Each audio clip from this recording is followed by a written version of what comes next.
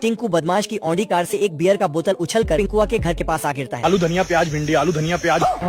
Beer के बोतल गिरते ही छेदापुर के सभी पियक्कड़ में खुशी का माहौल जाग उठा। जूस पिला दो। इतने भीड़ में इधर पिंकुआ ने देखा कि पूरे गांव में सन्नाटा छाया है। बताओ किस कदर शांति है। पिंकुआ मौका देखते ही बियर बोतल को लेकर एक चट्टान के पास छिप जाता है। अच्छा बियर का बोतल तो पिंकुआ का स्पेशल फ्लेवर वाला ही होता है। बाबू आपने खाना खाया? पिंकुआ आदिमानव की तरह बोतल को उल्टे पुल्टे तरीके से खोलने लगा। बोतल का ढक्कन नहीं खुला। अब तू गया रुक जा। पिंकुआ ने गुस्से में बोतल को चट्टान के ऊपर फेंक दिया।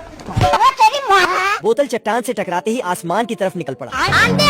पिंकुआ अपने झोली फैलाए बोतल के पीछे पीछे जाने लगता है। आजा दोस्तों, ये गरीब। तब तक खैनी प्रसाद बियर के बोतल को अपने चंगुल में दबोच वहाँ से फरार हो गया।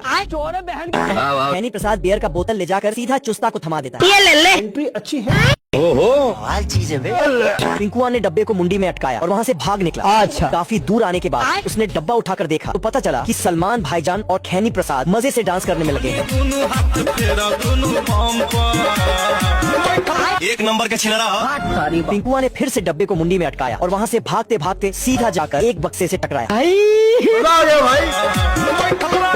डांस करते करते खैनी प्रसाद ने पिंकुआ को देख लिया। इधर पिंकुआ आइसक्रीम चोरी करने के फिराक में लगा था।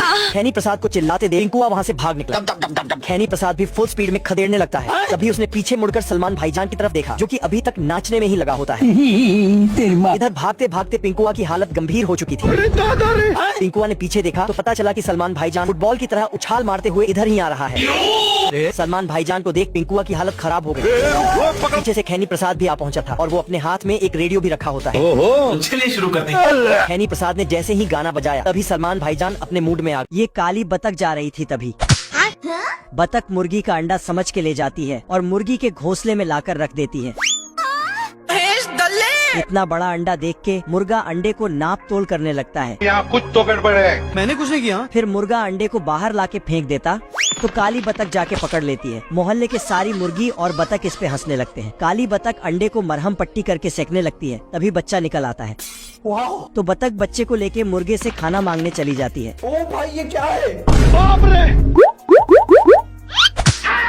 बच्चा मुर्गे का सारा खाना खा जाता है और मटक कर चला जाता और जाके पिग के भी सारा खाना खा जाता।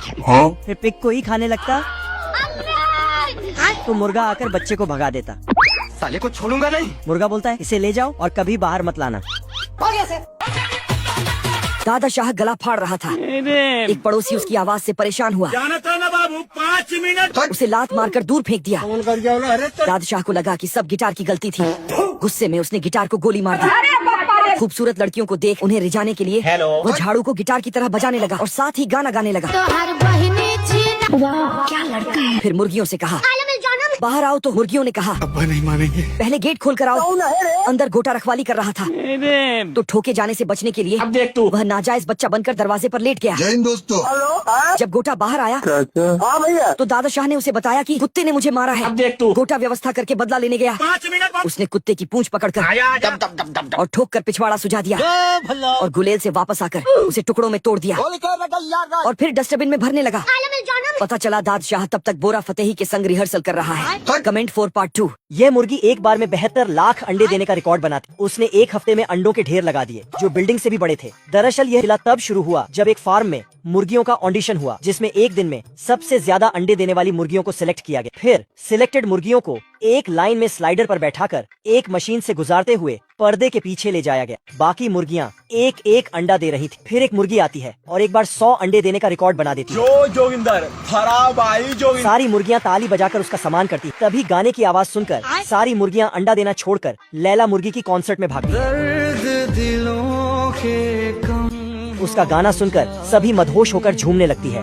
मालिक जब फार्म में चेक करता है तो सारी मुर्गियों को गायब पाकर उन्हें हर जगह ढूंढता है। फिर वह उदास होकर बैठ जाता है। तांत्रिक मुर्गा वहाँ आकर उसे बताता है कि उसकी मुर्गियाँ कॉन्सर्ट देखने गई हैं। मुर्गा उसकी मदद करने को तैयार हो जाता है। फिर मुर्गे की सुरीली आवाज सुनकर मुर्गियाँ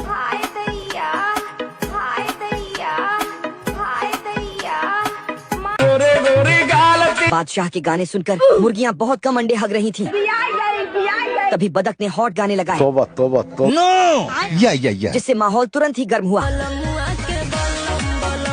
और मुर्गियाँ धड़ाधड़ अंडे देने लगी।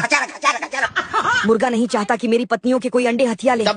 उधर बतख अंडों का ढेर लगा देती है। बस अरे यार तब तक मुर्गा वहाँ आया। देख तू। उसे देख। बतख बोली। जूस पिला दो। मुर्गा गुस्सा हुआ और अंदर गया हट जो वहाँ से हट। और पत्नियों को बाहर भेज दिया और बतख को ठोकने लगा। अब बतख को भी गुस्सा आ गया ब्याह करवा का। पर उसकी सॉलिड बॉडी देख वह डर गई अरे यार और गेट बंद कर लिया। फिर बतख ने छेद से झांका हेलो।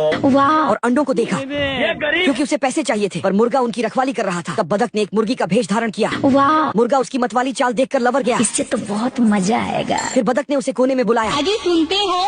फिर आगे जो हुआ वह सुनने के लिए आप छोटे हो।